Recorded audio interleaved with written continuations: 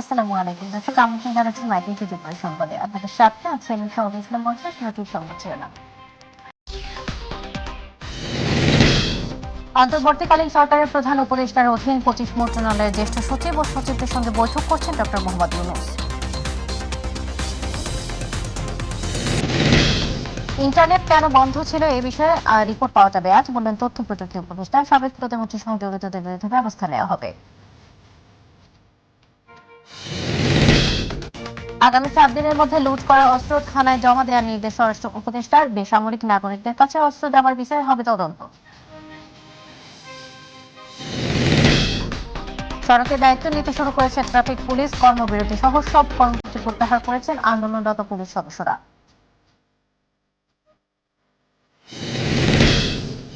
এবং ন্যায় বিচারের নামে বিগত দিনে বিচারহীনতা ও দমন পীড়ন করা হয়েছে, বললেন প্রধান বিচারপতি। বিচার বিভাগের সিন্ডিকেট ভাঙতে হবে, মন্তব্য অ্যাটর্নি জেনারেলের।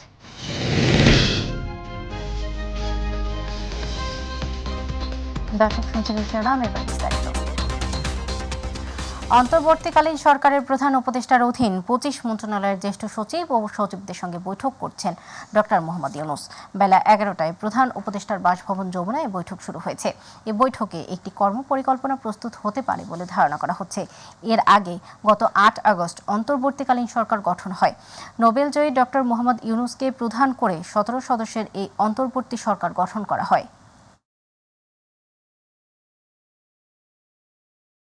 আইসিটি সেক্টরে কোনো ধরনের দুর্নীতি বা অবহেলার সুযোগ নেই বলে মন্তব্য করেছেন তথ্য প্রযুক্তি উপদেষ্টা নাহিদ ইসলাম।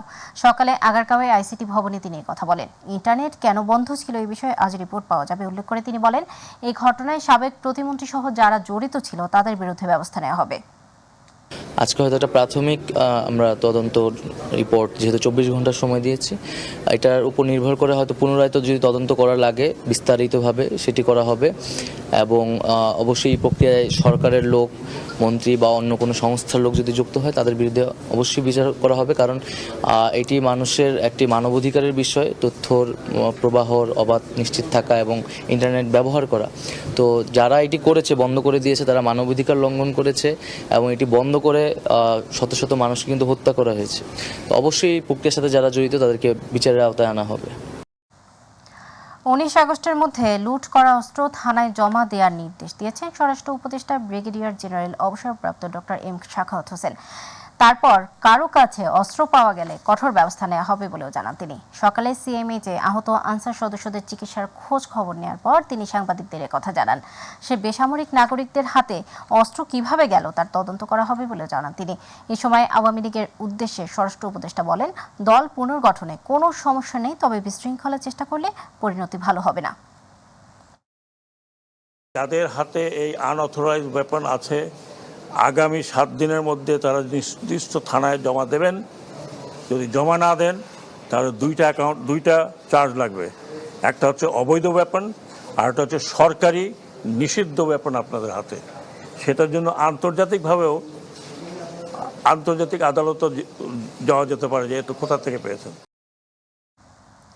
টানা 1 সপ্তাহ পর সড়কে শৃঙ্খলা ফিরিয়ে আনতে মাঠে নেমেছে ট্রাফিক পুলিশ। রাস্তায় নির্বিঘ্নে যানবাহন চলাচল ও যানজট মুক্ত রাখতে সহায়তা করছে ছাত্রছাত্রীরা। ট্রাফিক পুলিশ ও শিক্ষার্থীদের যৌথ প্রচেষ্টায় যানজট কম হওয়ায় স্বস্তি ফিরেছে চালক ও যাত্রীদের মাঝে। সম্মিলিত প্রচেষ্টার ধারাবাহিকতা চান সংশ্লিষ্টরা। ইউসুফ আলী রিপোর্ট। আওয়ামী লীগ সরকারের দমনপীড়নের কারণে কোটা সংস্কার আন্দোলন রূপ নেয় এক দফার আন্দোলনে। বৈষম্য বিরোধী ছাত্র আন্দোলনের তোপের মুখে 5 আগস্ট পদত্যাগ করতে বাধ্য হয় আওয়ামী লীগ সরকার। তারপর থেকে বন্ধ হয়ে যায় ট্রাফিক পুলিশের কার্যক্রম। সড়কে শৃঙ্খলা ফিরিয়ে আনতে টানা 1 সপ্তাহ দায়িত্ব পালন করে প্রশিক্ষণবিহীন বিভিন্ন স্কুল, কলেজ ও বিশ্ববিদ্যালয়ের শিক্ষার্থীরা। অবশেষে কর্মস্থলে নিরাপত্তার নিশ্চয়তা পেয়ে সড়কে দায়িত্ব পালন করতে নামে ট্রাফিক পুলিশ। যে সহযোগিতা করতেছে যানজট অনেকটা কন্ট্রোলে। সাথে সহায়তা করে বৈষম্য বিরোধী ছাত্র আন্দোলনের শিক্ষার্থীরা। আমরা ওনাদের সাথে আছি, থাকবো ইনশাল্লাহ। ওনাদেরকে আমরা দেখে আমরা শিখতে চাচ্ছি, এতদিন যে আমরা ভুল করেছি সেগুলো আমরা ওনাদের দেখে শুধরাবো। ট্রাফিক পুলিশ ও শিক্ষার্থীদের যৌথ প্রচেষ্টায় সড়কে যানজট কম থাকায় স্বস্তি ফিরেছে চালক ও যাত্রীদের মাঝে। এভাবে যদি সারা বাংলাদেশে কন্ট্রোল করতে হতো ট্রাফিক জ্যাম থাকতো না। এই ট্রাফিকটা নেওয়ার পর থেকে আরো শিথিল হয়েছে। এই যে ছাত্ররা যত টেক ওভার করে ফেলছে পুলিশের জায়গাটা, কিন্তু ওরা তো বেশিক্ষণ থাকবে না। পরীক্ষা শুরু হয়ে গেলে পুলিশরা চলে আসবে। ছাত্রছাত্রী ও ট্রাফিক পুলিশ একসাথে কাজ করার ধারাবাহিকতা অব্যাহত রাখার দাবি সংশ্লিষ্টদের। ধাপে ধাপে উঠুক, এটা ঠিক আছে, একেবারে না উঠুক। যদি পরিবেশ আরো স্বাভাবিক হয়ে যায় তখন হয়তো তাদের এত কষ্ট আর করা লাগবে না, তারা পড়াশোনায় চলে যাবে। আমি চাই আরো 2-3 মাস থাকুক। ছাত্র আর সরকার একসাথে মিলে আমাদের ভালোর জন্য কাজগুলো করুক। মালিবাগ চৌধুরীপাড়ার এই মোড়টিতে সবসময় যানজট লেগে থাকতো। ছাত্র এবং ট্রাফিক পুলিশের ঐকান্তিক প্রচেষ্টায় এখানে যানজট অনেকটাই নিয়ন্ত্রণে। স্বস্তি ফিরে এসেছে সাধারণ মানুষের মনে। জনসাধারণের একটাই দাবি, ছাত্র এবং পুলিশ মিলে যানজট নিরসন করলে শহর থেকে যানজট অনেকটাই দূর হবে। ইউসুফ আলী, মাই টিভি, ঢাকা। দর্শক, এই মুহূর্তে সিলেট থেকে ট্রাফিক ব্যবস্থাপনার খবর জানাতে যুক্ত হচ্ছেন মৃণাল কান্তি দাস। মৃণাল, সিলেটের ট্রাফিক ব্যবস্থাপনার আজকের চিত্র কেমন দেখছেন জানাবেন। ধন্যবাদ সৌদা আপনাকে। প্রায় 6 দিন পর সিলেটের রাস্তায় নেমেছে ট্রাফিক পুলিশ। আমরা অবস্থান করছি সিলেটের আম্বরখানা পয়েন্টে। আম্বরখানা পয়েন্ট সহ নগরীর যে গুরুত্বপূর্ণ পয়েন্টগুলো রয়েছে সেই পয়েন্টগুলোতে কিন্তু সকাল থেকেই দায়িত্ব পালন করছেন ট্রাফিক পুলিশের সদস্যরা। আমি যদি আম্বরখানা পয়েন্টের পরিস্থিতিটা একটু দেখাতে চাই এবং আপনার মাধ্যমে যদি মাই টিভির দর্শকদের জানাতে চাই, আজ প্রায় সপ্তাহ পর দায়িত্ব গ্রহণ করায় কিন্তু সিলেটের জনমনেও স্বস্তি ফিরে এসেছে। এবং আমি আপনাদেরকে জানিয়ে রাখতে চাই, হাসিনা সরকার পতনের পর থেকেই কিন্তু সিলেট পুলিশ চিহ্ন ছিল সিলেট নগরী এবং তখন থেকেই কিন্তু দায়িত্ব পালন করছেন আন্দোলনরত শিক্ষার্থীরা। তবে বিভিন্ন প্রতিবাদের মুখে কিন্তু গতকালে সাধারণ শিক্ষার্থীদেরকে দায়িত্ব পালন থেকে সরিয়ে নিয়েছিলেন আন্দোলনকারী ছাত্রছাত্রীদের যারা সমন্বয়ক রয়েছেন। শুধুমাত্র বিএনসিসি এবং স্কাউটের যারা সদস্য ছিলেন তারা দায়িত্ব পালন করছিলেন এবং আজ থেকে আবারও দায়িত্ব পালন শুরু করেছেন ট্রাফিক পুলিশের সদস্যরা। এবং সকাল থেকেই নগরীর জিন্দাবাজার, বন্দরবাজার, চৌহাট্টা, আম্বরখানা, নায়রপুল, সুবানীঘাট সহ বিভিন্ন পয়েন্টেই কিন্তু পুলিশ সদস্যরা যানবাহন নিয়ন্ত্রণে কাজ করছেন। বৃষ্টির মধ্যেও কিন্তু তারা সড়কে দাঁড়িয়ে যানবাহন নিয়ন্ত্রণ করছেন। তবে ট্রাফিক নিয়ন্ত্রণের কাজ থেকে কিন্তু আজও সহযোগিতা করছে স্কাউট ও বিএনসিসি সদস্য যারা রয়েছেন, তারা কিন্তু আজকেও কিন্তু ট্রাফিক পুলিশকে সহযোগিতা করছেন। এবং আজ সকালে কিন্তু সিলেটের মেট্রোপলিটন পুলিশের যে কমিশনার রয়েছেন মোহাম্মদ জাকির হোসেন খান, তিনি কিন্তু ট্রাফিক পুলিশের কার্যক্রম পরিদর্শন করেছেন। সকালে তিনি নায়েরপুল, সুবানীঘাট এবং জিন্দাবাজার সহ বিভিন্ন পয়েন্টে ট্রাফিক পুলিশ এবং স্কাউট ও বিএনসিসি সদস্যদের ট্রাফিক নিয়ন্ত্রণের কাজ পরিদর্শন করেন। এবং দীর্ঘ 7 দিন পর রাস্তায় ট্রাফিক নেমে আসায় কিন্তু সিলেটের জনমনে স্বস্তি ফিরে এসেছে। মানুষজনও কিন্তু যারা সাধারণ মানুষ রয়েছেন তাদের সাথে আমরা কথা বলেছি, তারা কিন্তু এটাকে সাধুবাদ জানিয়েছেন। আসলে এই ছিল সিলেট থেকে ট্রাফিক নিয়ন্ত্রণের সার্বিক পরিস্থিতির এখনকার পর্যন্ত আমার কাছে সর্বশেষ। সৌদা। মৃণাল, আপনাকে ধন্যবাদ। দর্শক, সিলেট থেকে ট্রাফিক ব্যবস্থাপনার খবর জানাচ্ছিলেন আমাদের সহকর্মী মৃণাল কান্তি দাস। কোটা সংস্কার ও বৈষম্য বিরোধী আন্দোলনের কারণে দীর্ঘদিন বন্ধ থাকার পর আজ থেকে সারা দেশে চালু হচ্ছে ট্রেন চলাচল। বাংলাদেশ রেলওয়ের জনসংযোগ পরিচালক নাহিদ হাসান খানের স্বাক্ষরিত এক সংবাদ বিজ্ঞপ্তিতে তথ্য জানানো হয়।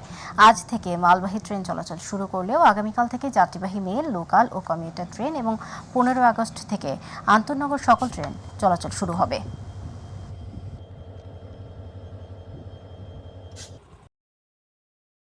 অন্তর্বর্তীকালীন সরকারের প্রাথমিক ও গণশিক্ষা উপদেষ্টা ডাক্তার বিধান রঞ্জন রায় পোদ্দার বলেছেন, প্রাথমিক বিদ্যালয় কবে খুলবে তা কথা বলে ঠিক করা হবে। তিনি বলেন, ছাত্র ও জনগণের যে বৈষম্যহীন সমাজের যে দাবি তা বাস্তবায়নে কাজ করবে সরকার। সচিবালয়ে সাংবাদিকদের এই তথ্য জানান তিনি। বর্তমানে শিক্ষার মানোন্নয়ন করাই মূল লক্ষ্য বলেও জানান ডাক্তার বিধান রঞ্জন রায়। ফলে আমাদের লক্ষ্য থাকবে যেন শিক্ষাটা শুধুমাত্র এখন এক সময় ছিল যখন আমাদের সাক্ষরতার হার খুব কম ছিল। আমাদের শিক্ষার একদিক দিয়ে উন্নতি হয়েছে, আমাদের অবকাঠামোগত অনেক উন্নতি হয়েছে, ফলে সাক্ষরতার হার অনেক বেড়েছে। আমাদের শিশুরা বিভিন্ন রকম শিক্ষা প্রতিষ্ঠানে যাচ্ছে, কিন্তু এই মুহূর্তে যেটা আমাদের প্রয়োজন সেটা হচ্ছে মানের উন্নয়ন করা, প্রাথমিক শিক্ষার মানের উন্নয়ন। কারণ জাতি হিসাবে আমাদের সবচেয়ে বড় সম্পদ হচ্ছে মানব সম্পদ। জনঘনত্বে আমরা হচ্ছি সবচেয়ে প্রথম স্থান অধিকারী দেশ। এই মানব সম্পদকে যদি আমরা ঠিকমতো ব্যবহার করতে পারি, ঠিকমতো গড়ে তুলতে পারি, তাহলেই শুধুমাত্র আমাদের উন্নতি সম্ভব। ন্যায় বিচারের নামে বিগত দিনে বিচারহীনতা ও দমন পীড়ন করা হয়েছে বলে মন্তব্য করেছেন নবনিযুক্ত প্রধান বিচারপতি সৈয়দ রেফাত আহমেদ। সকালে দেশের 25তম প্রধান বিচারপতি সৈয়দ রেফাত আহমেদকে রীতি অনুযায়ী সংবর্ধনা দেয় অ্যাটর্নি জেনারেল কার্যালয় ও সুপ্রিম কোর্ট আইনজীবী সমিতি। পরে তিনি কথা বলেন। এ সময় ছাত্র জনতার অভ্যুত্থানে নিহতদের কথা স্মরণ করেন প্রধান বিচারপতি। পরে অ্যাটর্নি জেনারেল মোহাম্মদ আসাদুজ্জামান সাংবাদিকদের জানান, বিচার বিভাগের সিন্ডিকেট না ভাঙলে ন্যায় বিচার নিশ্চিত করা সম্ভব নয়। বাংলাদেশের বিচার বিভাগে যে সিন্ডিকেট চলে আসছে দীর্ঘদিন ধরে, সেই সিন্ডিকেট ভাঙতে হবে। ন্যায় বিচার প্রতিষ্ঠা করার জন্য, মানুষের অধিকার প্রতিষ্ঠা করার জন্য সেই সিন্ডিকেট ভেঙে দিতে হবে। আমি বলেছি, বিগত 1 দশকের বেশি সময় ধরে বাংলাদেশের মাটিতে যত খুন, গুম, মিথ্যা মামলা, গায়েবী মামলা, মরা মানুষের বিরুদ্ধে মামলা হয়েছে, তাদের বেদনা, তাদের আর্তনাদ, তাদের অভিশাপের ফসল হলো আজকের এই দ্বিতীয় মুক্তিযুদ্ধের বাংলাদেশ। এর আগে নবনিযুক্ত প্রধান বিচারপতি সৈয়দ রেফাত আহমেদ সাভার জাতীয় স্মৃতিসৌধে শ্রদ্ধা নিবেদন করেন। সকাল 7টায় সাভার জাতীয় স্মৃতিসৌধে পুষ্পস্তবক অর্পণ করে মহান মুক্তিযুদ্ধের বীর শহীদদের প্রতি শ্রদ্ধা নিবেদন করেন তিনি। এরপর সাভার থেকে প্রধান বিচারপতি সকাল 8:50 জাতীয় শহীদ মিনারে পৌঁছান এবং পুষ্পস্তবক অর্পণ করে 1952 সালের ভাষা আন্দোলনে শহীদদের প্রতি গভীর শ্রদ্ধা নিবেদন করেন। একই সঙ্গে জাতীয় শহীদ মিনারে বৈষম্য বিরোধী ছাত্র আন্দোলনে শহীদদের প্রতি পুষ্পস্তবক অর্পণ করে শ্রদ্ধা নিবেদন করেন প্রধান বিচারপতি। ষড়যন্ত্রকারীদের প্রতি বিপ্লবের যে কোনো চক্রান্ত জনগণ রুখে দেবে বলে মন্তব্য করেছেন বিএনপি মহাসচিব মির্জা ফখরুল ইসলাম আলমগীর। সকালে রাজধানী বনানী কবরস্থানে বিএনপির প্রতিষ্ঠাতা জিয়াউর রহমান ও চেয়ারপারসন খালেদা জিয়ার ছোট ছেলে আরাফাত রহমান কোকর 55তম জন্মদিন উপলক্ষে তার কবরে ফাতেহা পাঠ ও দোয়া শেষে সাংবাদিকদের সামনে এই মন্তব্য করেন তিনি। আমি অনুরোধ করব ট্রেনিং গভর্নমেন্টকে যে অতি দ্রুত নির্বাচনের জন্য একটা ক্ষেত্র তৈরি করা এবং সমস্ত বিপদগুলোকে কাটিয়ে সত্যিকার অর্থেই একটা মুক্ত বাংলাদেশ নির্মাণ করার জন্য যত তাড়াতাড়ি সম্ভব তারা একটা নির্বাচনের ব্যবস্থা করবেন। দর্শক, সংবাদের শেষ প্রান্তে আমরা যাবার আগে সংবাদ শিরোনামগুলো জানিয়ে দিচ্ছি আরো একবার। অন্তর্বর্তীকালীন সরকারের প্রধান উপদেষ্টার অধীন 25 মন্ত্রণালয়ের জ্যেষ্ঠ সচিব ও সচিবদের সঙ্গে বৈঠক করছেন ডক্টর মোহাম্মদ ইউনূস। ইন্টারনেট কেন বন্ধ ছিল এ বিষয়ে আজ রিপোর্ট পাওয়া যাবে বললেন তথ্য প্রযুক্তি উপদেষ্টা। সাবেক প্রতিমন্ত্রী সহ জড়িতদের বিরুদ্ধে ব্যবস্থা নেওয়া হবে। আগামী 7 দিনের মধ্যে লুট করা অস্ত্র থানায় জমা দেওয়ার নির্দেশ স্বরাষ্ট্র উপদেষ্টার। বেসামরিক নাগরিকদের কাছে অস্ত্র যাবার বিষয়ে হবে তদন্ত। সড়কে দায়িত্ব নিতে শুরু করেছে ট্রাফিক পুলিশ। কর্মবিরতি সহ কর্মসূচি প্রত্যাহার করেছেন আন্দোলনরত পুলিশ সদস্যরা।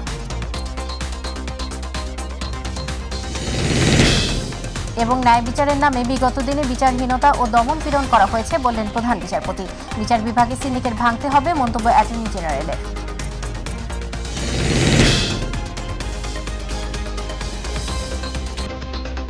দর্শক, এখনকার সংবাদ ছিল পর্যন্ত। সাথে থাকার জন্য ধন্যবাদ। সারা ইউটিউব মাইটিভি সংবাদ পেতে ভিজিট করুন youtube/mytv নিউজ এবং আমাদের অনুষ্ঠান দেখতে ভিজিট করুন youtube/mytv বাংলা, facebook/mytv বাংলা। পরবর্তী সংবাদ দেখার আমন্ত্রণ জানিয়ে দিচ্ছি। আল্লাহ হাফেজ।